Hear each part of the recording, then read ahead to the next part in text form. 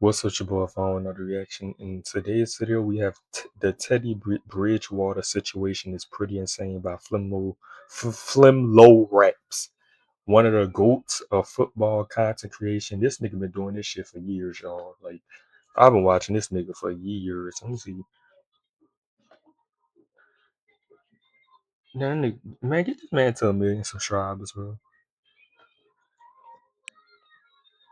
Yeah, 5 years ago, 6 years ago, the player that lied himself into the I've been watching this nigga, bro. Goat. Him and what his name?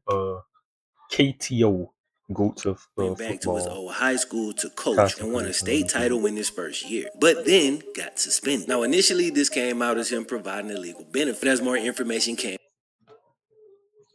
what it meant was that he was spending his own money to feed his players and get them home safe. And y'all gonna suspend him for that, for feeding the players out his own pocket and getting them home? In a dangerous neighborhood. Now, the rule that got him in trouble can be summed up with this quote: good intention with a bad approach often leads to a poor result. So the rule that led to the poor result of him being suspended was intended to stop wealthier programs from using personal spending money as a recruiting tool, which could offer a competitive advantage over less resourced schools. So that was the quote unquote spirit behind the rule. But a lot of times other things get baked into it. And then when somebody does just a little too well, those things that got baked in get weaponized. But recently we got great news on this whole situation, as the state of Florida is literally changing the law because of what Florida, W. happened. Bro, they're calling it the quote Teddy Bridgewater Act. This whole ordeal changing laws in the course of history. I never get you Teddy for going undefeated with the Saints that year. Like that nigga went like 8-0. So today I want to quickly but in detail break down the whole story from beginning to end in case you missed it. And that nigga Teddy Bridgewater. You know who Teddy Bridgewater look like? That girl, he funny nigga that makes skits. And he kind of look Malachi Tony kind of look like that nigga.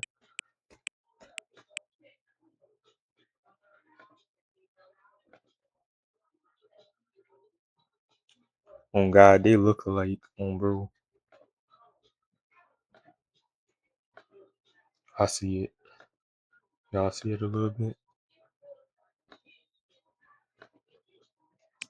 Or want to relive it. Okay, first let me point out some important background information so that you can understand what's at the heart of the story. Teddy Bridgewater grew up in Liberty City, one of Miami's most dangerous neighborhoods. His dad wasn't around, so he was raised by a single mom. So as a bus driver in a dangerous neighborhood, his mom would map out routes that was safer to take on the days when Teddy had to walk to or from school. I'm not gonna go into every detail of his childhood, but that's an interesting tidbit given what he got in trouble for doing. In a lot of ways, he was solving the same problem that his mom had solved for him when he was a kid.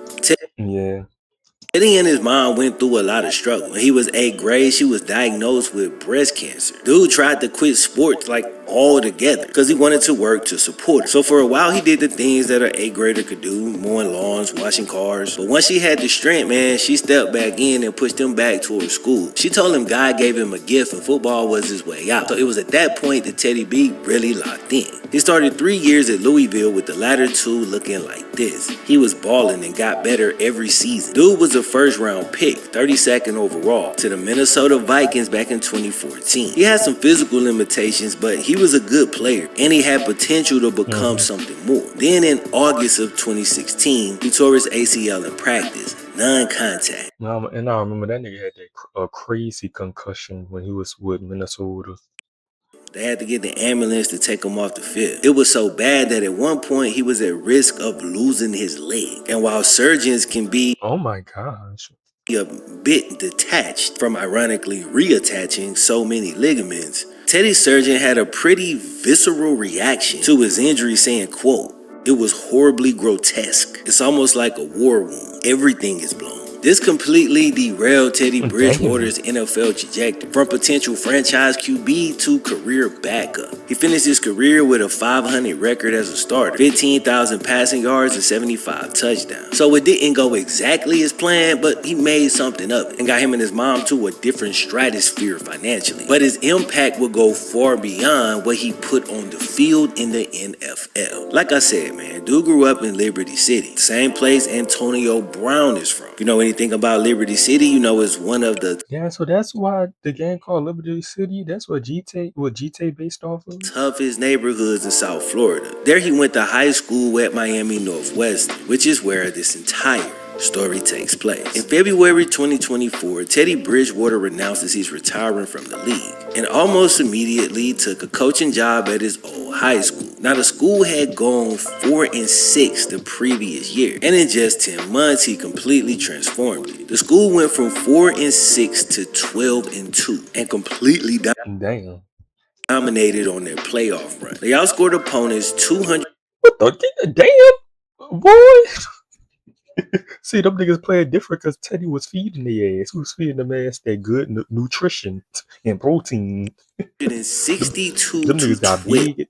That's across Them niggas got big as fuck, probably bulked up, fucking with Teddy Bridgewater. 5 postseason games. Now I had to look this up because it's going to become relevant later on. I wanted to know if he turned the team around with heavy recruiting or if he done it primarily with the players that was already there. Based on the articles that I'm reading from around that time, it seemed like most of the talent was already there. And the thing is, this school had been accustomed to being good. They won a state title in 2019. Kind of seemed like things shifted a bit after COVID, but they had 2 major down seasons prior to Teddy getting there. I think they went 6-5, 4-6, then Teddy Bridgewater showed up. But I wanted to point out that I couldn't find anything about heavy recruiting prior to the title, because when this whole thing blows up, that's what seems to be at the center of the other coaches' complaints. Based on what I'm seeing, the recruiting didn't come a big factor until after the championship. But the thing he was suspended for happened during the championship season, not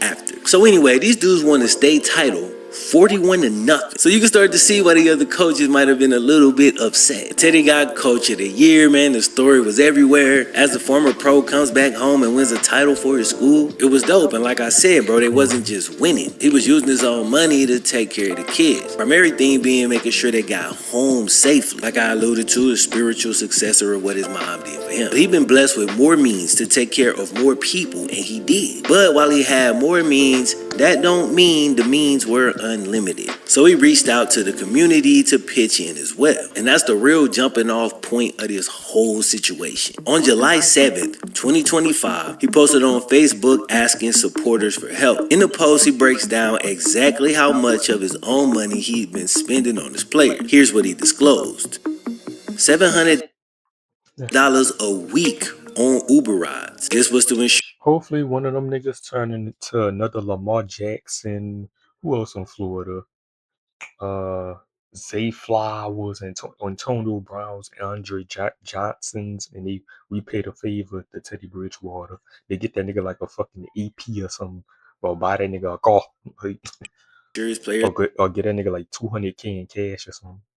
got home safely. $2,200 per week on pre-game meals, and that's for 15 to Ooh, god damn. Yeah, that's how them niggas started winning. He was getting them that good meals, some good meals.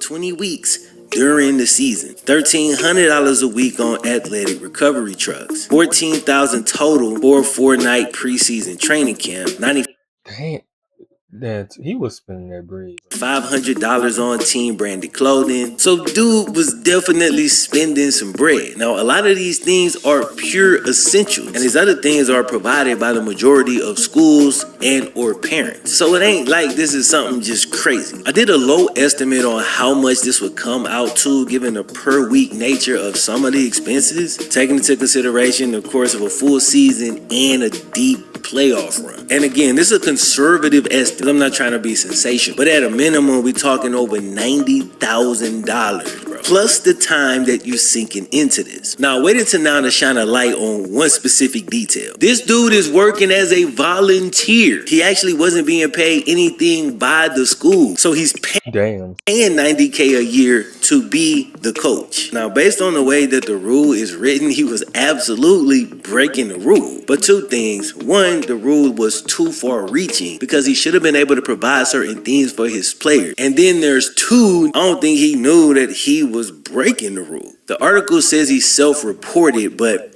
I don't know if they mean separately than the Facebook post or if they mean he self-reported by posting it on Facebook. But either way, this is clearly not something he was trying to hide, and he was ultimately just trying to do the right thing. And this can get dangerous because some people get so dogmatic about the quote-unquote law that they outsource all of their morality to man-made laws, as opposed to getting to the source of what's actually right. We've had laws in this country that legalized slavery. Was it right? Well, it was legal. So you can start to see the problem with just basing your morality on the man-made laws, you feel me? But anyway, he posts on Facebook to try to get the community to pitch in and help out for the upcoming season. But under the Florida High School Athletic Association's rules, coaches are not allowed to provide what they call impermissible benefits to student athletes, which is pretty cut and dry. And again, the intent behind the rule is to prevent competitive imbalances. But the idea being if you let coaches spend just freely on players, wealthy coaches could essentially just buy talent. On paper, I Bitch, ain't that what niggas doing in college football? get it. But in practice, it meant that buying food for underfed kids and paying for safe rides through an extremely dangerous neighborhood was now being treated the same way that an illegal recruiting scandal would be treated. And that's the problem. That's where the whole thing went left. In July 2025, Miami Northwestern suspended Teddy Bridgewater from his coaching position. He noted that they couldn't really suspend him because he didn't work for them. Because, like I said, he was a volunteer.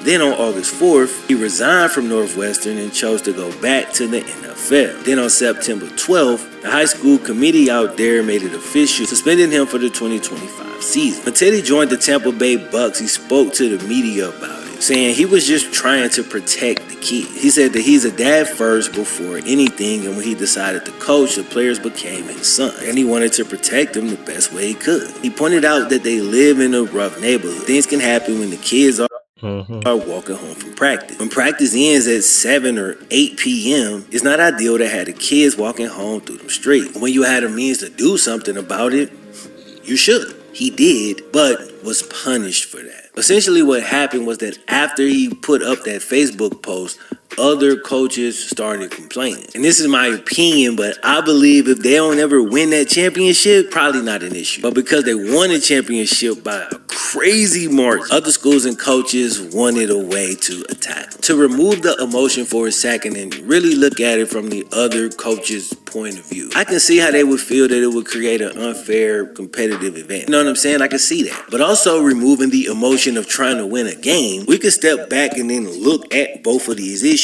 Competitive balance, kids getting home safe.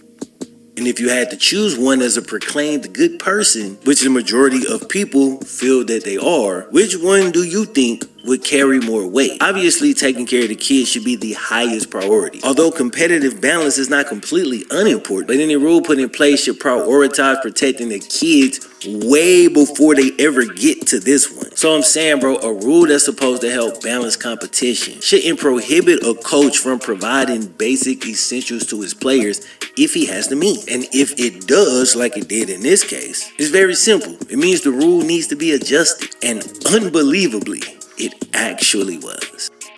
So time goes on, months pass by, and for the most part, the public forgot about the whole thing. Only for earlier this week, a crazy bombshell to randomly drop. Like, check this out, dog. Florida State Senator Shervin Jones introduced Senate Bill 178, which he informally named the Teddy Bridgewater Act.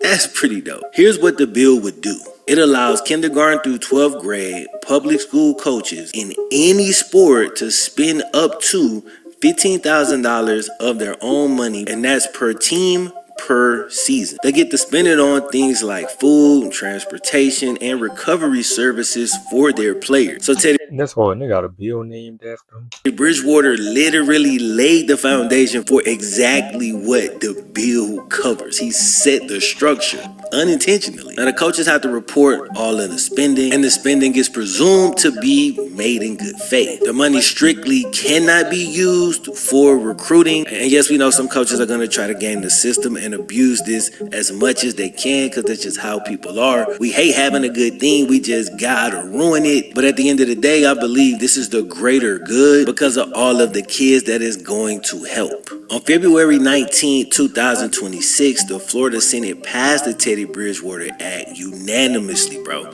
38 zip. It kind of reminds you of that championship game. Now, based on Teddy's original report, the $15,000 will cover Uber rides, ending the dangerous walks through the neighborhood at night, which is one of the most important parts of the bill. So as far as that other stuff, we'll have to see, I guess. Now, the bill still has to pass through the Florida House, and it's got to be signed by the governor. But things are looking pretty good because it's got a lot of momentum, so it seems like it's going to work out great. As of right now, Teddy's coaching suspension Yo, actually expires this summer, and he's also due to become an NFL free agent in a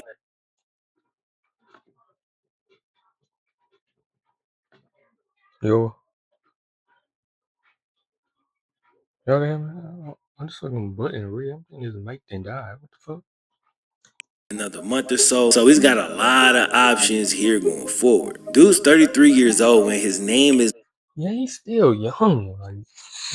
Like, bro, this, but that nigga show glimpses, bro. Like, now attached to legislation that could help thousands of student athletes all across Florida. So that's what's up. But yeah, I hope he goes back to coaching. Sometimes, bro, a lot of times, dog, doing the actual right thing come with consequences. I know that seems backwards in our brains, but it is undeniably true. But that don't mean you stop doing the right thing. This is literally what character's about. And as we've seen in this case, man, one person with high character can have an impact that reach out way beyond them. All right, man, I hope y'all enjoyed the video. I dropped a dope yeah, hopefully one of them kids end up becoming like the next Antonio Brown, and they like paid a favor for that man, Teddy Bridgewater, and give him some like 10 years from now. You know what I'm saying, make sure to come subscribe, and I'm gonna do this.